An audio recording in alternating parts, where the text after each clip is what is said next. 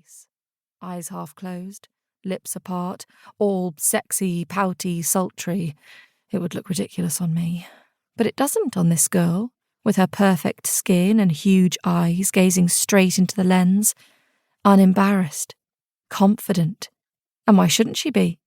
The cutouts on her dress reveal a belly so flat it looks practically airbrushed, only— "What do you think?" says a voice behind me. My elbow smacks the wall and pain streaks through my funny bone. I didn't think anyone else used this space. The intruder continues, leaning in the open door. I've seen him before. Baker something from year 13.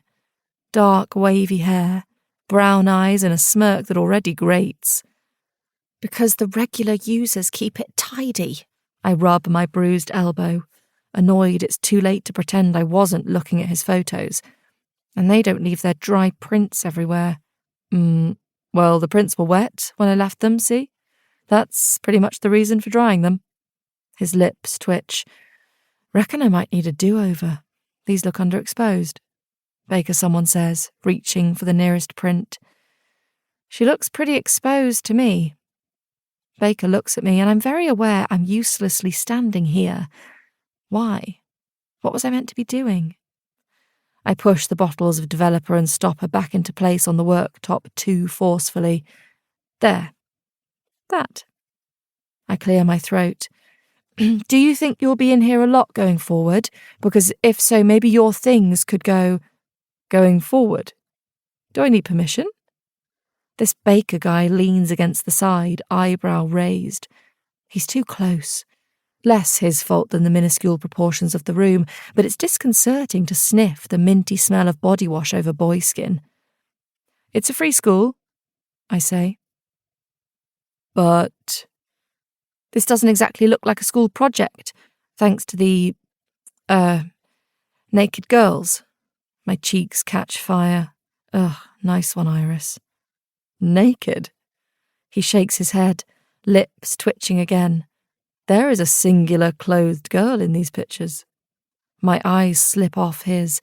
It's uncomfortable enough to stare people dead in the eye at the best of times, but here, point-blank range, when I expected to be alone. He unpegs the photos from the rack, but with no real urgency. He stops to examine one, and I peer over his elbow.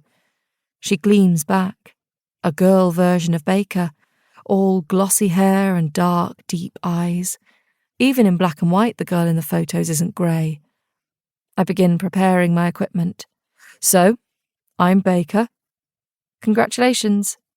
And you are, other than mightily concerned about this young woman's clothing choices. I shake my head. Just saying. Baker holds up his hands. I see where this is going, and it'll be my pleasure. Excuse me?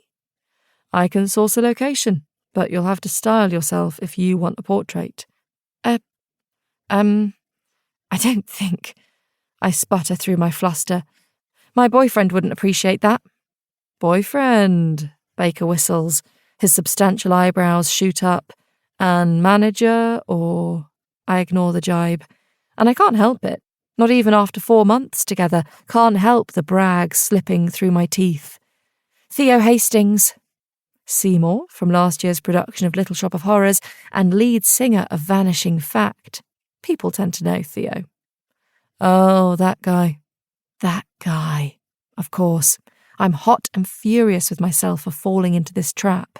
Of course he doesn't believe someone like Theo would go with me. Baker tilts his head to the side. Actually, I'm thinking of the wrong guy. All those high achievers blend into one another, them and their template faces. You know what? I'm going to come back later. I put back the equipment. Fast. Baker says, Hey, if I offended you, what's your name? I squeeze past him to open the door and slip out without another word. Silent. Nameless. Grey. The way my dad tells it, I was born keeping secrets. Blind as a bat practically from birth, Dad will say at family parties to an audience who've heard it all before. Nearly 4 years old and she never said a word. The story will be accompanied by laughter and wine. The implication is clear. I did that. A deliberate ruse.